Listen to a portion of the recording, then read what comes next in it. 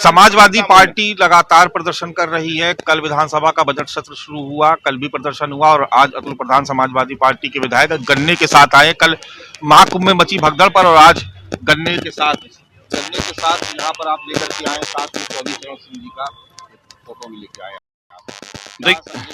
देखिए, चौधरी साहब बड़े नेता थे हमारे, और चौधरी साहब ने जो मैसेज दिया हमेशा कि कमेरा वर्ग, उसके भी हितों को ध्यान रखना पड़ेगा और किसान को भी ये समझना पड़ेगा। चौधरी साहब ने कहा कि एक हाथ अपने हल की मूठ पर और दूसरा हाथ और दूसरी सोच सदनों तक आपकी होनी चाहिए। और चौधरी साहब ने ये मैसेज दिया कि किसान कमेरे वर्ग के लोगों को भी सदन जाना चाहिए। और हम लोग जिन लोगों ने चुने यहाँ पर भेजा है वो अधिकतर किसान हैं, मजदूर वर्ग के लोग हैं। जिन लोगों ने हमें भेजा पश्चिम यूपी में, खास तौर से गन्ना तो पूरे प्रदेश में है, लेकिन वेस्ट यूपी में गन्ना जो है वहां के लोगों की रीढ़ है।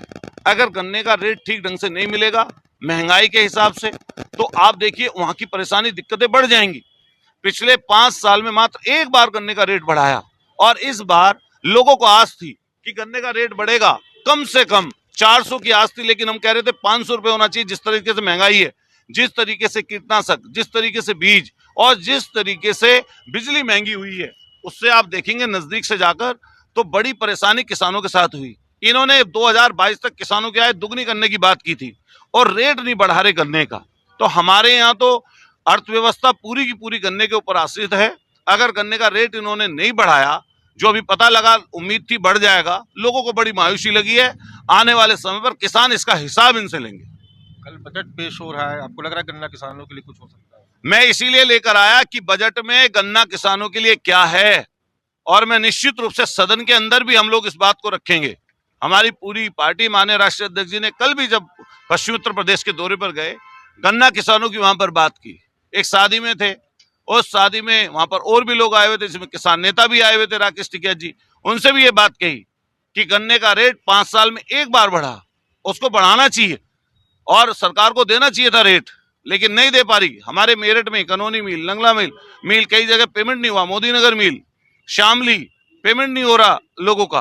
तो ऐसी स्थिति में मैं आज गन्ने लेकर यहाँ इसीलिए आया कि कम से कम सरकार की सिर पर जू रहेंगे और सरकार को पता लगे। काफी सवाल ये था कि मुख्यमंत्री ने कहा कि हार से इतना हताश हो गए कि आप लोग अपनी खुन्नस निकाल लेंगे। अच्छा, वो तो जो हो गई ना, जो पुलिस के बल पर, प्रशासन के बल पर आपने जीत लिया, अब उसके बाद क्या? अब क्या उसकी खींच उतार रहे हैं? मान लिया विपक्ष का काम है मुद्दों को याद दिलवाना, आपके वादों को याद दिलवाना। किसान की आय दुगनी करने की बात किसने कही थी? सदन चलने दीजिए, वो कह रहे हैं सारे सवालों को। अरे आप बताइए, सदन चलने के लिए कौन? सदन चलने की जिम्मेदारी सिर्फ विपक्ष की तोड़ना है, सत्ता पक्ष की भी तो है। तो सत्ता पक्ष के लोगों की ज्यादा जिम्मेदारी है, सदन चलाएं।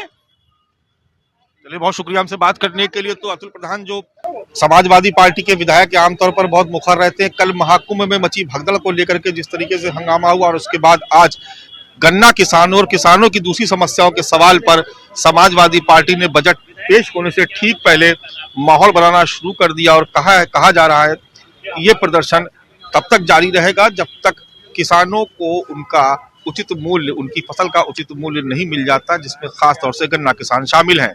कैमरा पर्सन मिंटू सिंह के साथ मानस श्रीवास्तव, लखनऊ न्यूज़ 24।